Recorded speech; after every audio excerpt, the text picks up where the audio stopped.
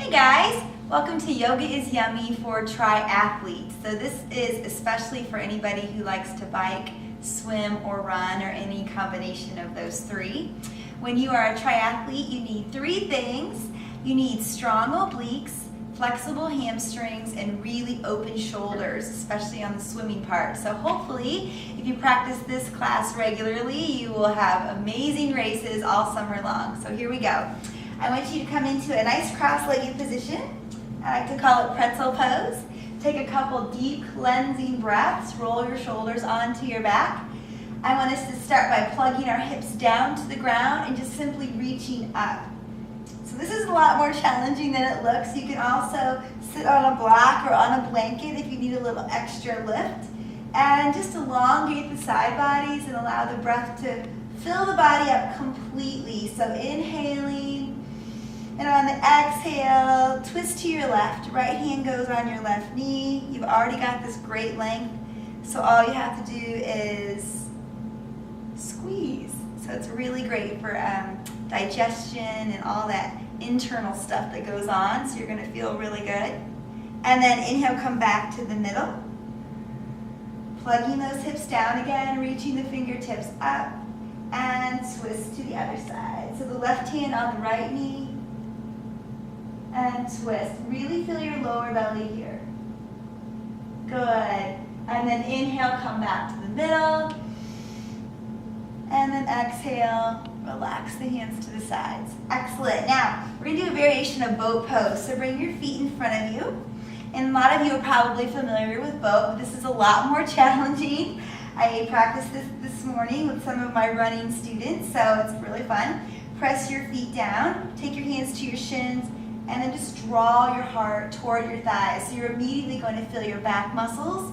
Again, if you're on a bike for a long time, you need a really strong core. And those oblique muscles really have to be long and have a lot of strength. So here we are. And then the same thing, hips plug down, reaching the hands up.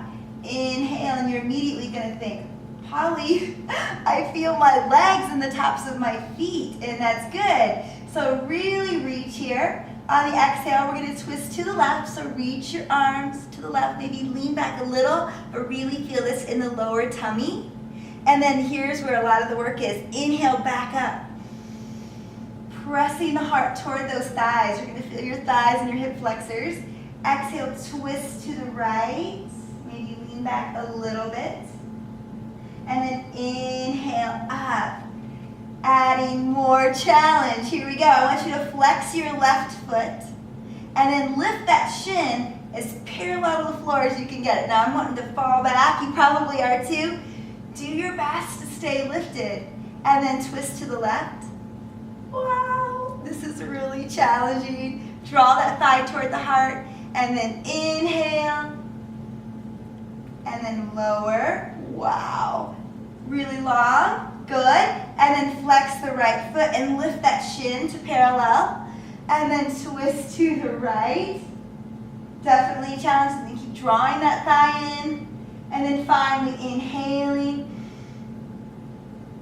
And then lowering. One final lift. And then relax. Oh, and then round the back. Inhale. Move the heart to those thighs, and you're going to feel so warm right now. It's pretty amazing. Feel the tops of your feet.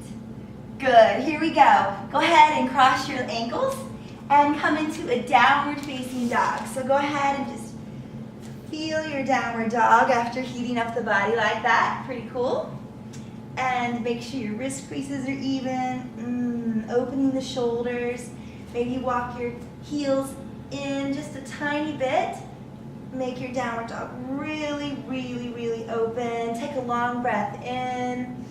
Exhale, lower onto hands and knees. Good. Now we're going to move into a little shoulder stretch, which is pretty amazing to do anytime.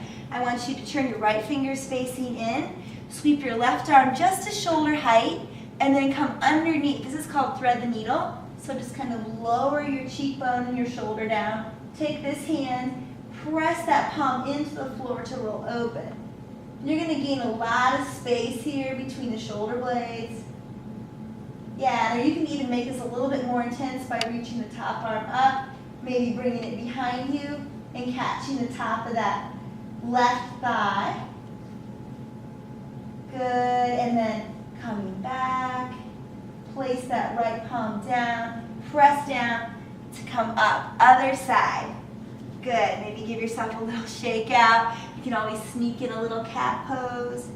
Good, and turn the right fingers in and sweep, other side. Left fingers in, reach the right arm out to shoulder height, and then sweep under. So now I can see you, hello. And then place the left palm down, and sweep open.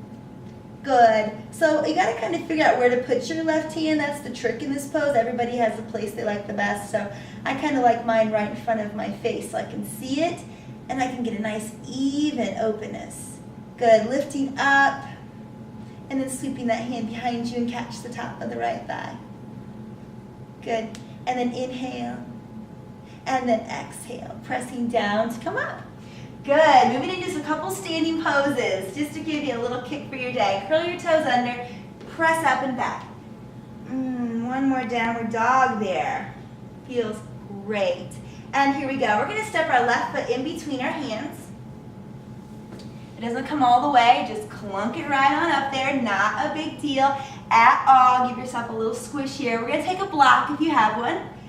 Take it to the left side of your ankle and ground the back foot flat.